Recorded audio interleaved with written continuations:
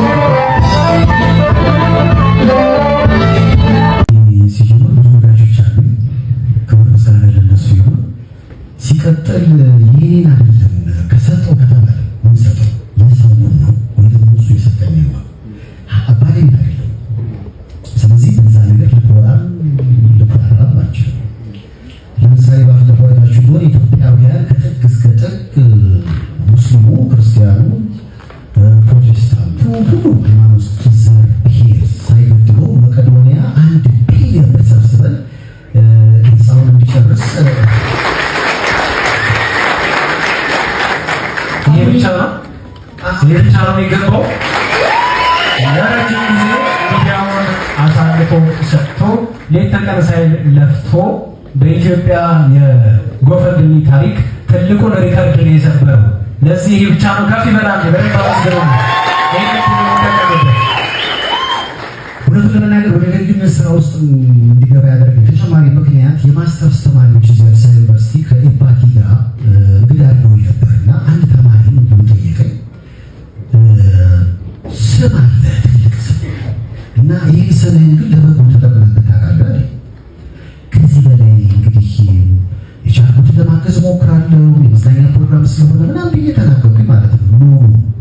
ከዚህም በላይ ማድረግ እየቻልክ እንዳላረግ ይገባኛል የሚለው አስተያየት ነው የጠቀመኝና እግዚአብሔር የተመሰገነ ይሁን። ከዛ በኋላ በቻልኩት ሁሉ እስኪ ምን ላደርግ እችላለሁ የሚለው ነገር መጣ። ኢትዮጵያ ባለችበት ሁኔታ በተለይ ቦታ ላይ ተቀመጡ ሳቅ ብቻ የሚያስፈልገው ይህ ስም መልካም ሆኖ ሌሎችን አስተባብሮ ለተቸገሩ እንዲደርስ ምክንያት ከሆነ ለምን እንጠቀምበት ብዬ ነው የሞከርኩት። ይህንን ትልቁን የአንበሳውን ድርሻ ግን የሚወስደው መላው የኢትዮጵያ ሕዝብ በእናታችሁ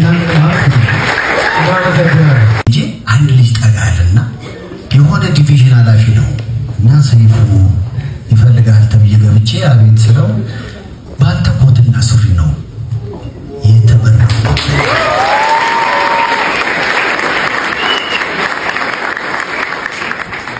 ማጣት ወይም ደግሞ በሆነው ጊዜ ላይ የሆነ ነገር አለማግኘት እኔም ኖሬበት ስለማቀም ያልፍ ነገር ነው። የሰው ልጅ ከሰራ እግዚአብሔርን ከያዘ ይለወጣል። እኔን የለወጠ አምላክ ሁሉንም እንዲለውጥ ግን እኔ መጸለያለሁ፣ እናንተም ጸልዩ።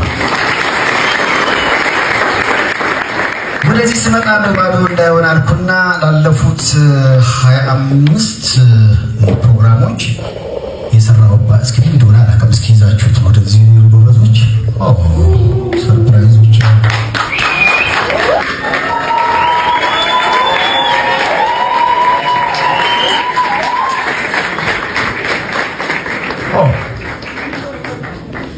እንግዲህ ያው ለ10 ከአካል ጉዳት ጋር በተገናኘ የመጣልኝ ደብዳቤ እንደዛ ነው የሚለው አይደለም። ወደ 15 ደግሞ ይህንን ሱፍ በጣም ደረጃ የጠበቀ ሱፍ ነው። ክሎዝ ሲቲ እና ከቢር ይባሉ ከተማችን ውስጥ በጣም ደረጃውን የጠበቀ ኮትና ሱፍ የሚያቀርቡ አካላቶች ናቸው። ምናልባት ባለኝ የዋጋ መጠን መሰረት ምናልባት እንደወርደን እንኳን ብናስብ እስከ 25,000 ብር ሊያወጣ ይችላል አንዱ ተብያለሁ። ለማንኛውም ይሄንን አይደለም የምሰጣችሁ ወይም ደግሞ የምሰጠው የሰራሁበት ነው። ቤት የሚቀመጥ ቦታ ማጣበብ ነው። ብዙ ጊዜ በቃኝ ስለማንል ነው እና ይሄ እንድደነቅ ምናምን አይደለም። ላለፉት 10 ዓመታት ግን ሳረገው ስለነበረ ይሄው ባዶ እጄን ከምመጣ ብዬ እነዚህ 25 ሱፎች እናንተ ባላችሁ አሳክብ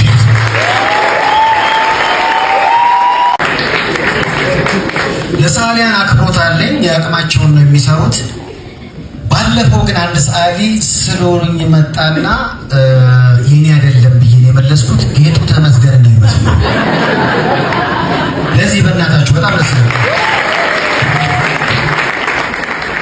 እንግዲህ እኔ ትንሽ ነርቨስ የሆንኩት ምናልባትም የቃላትና አንዳንድ ነገሮች የተፈጠረው ፕሮግራም መስራት እንጂ ፕሮግራም መሆን አልችልም እና እናንተ ናችሁ ነገ ሀገር የምትመሩት የኢትዮጵያ ኪነ ጥበብ የምትቆጣጠሩት።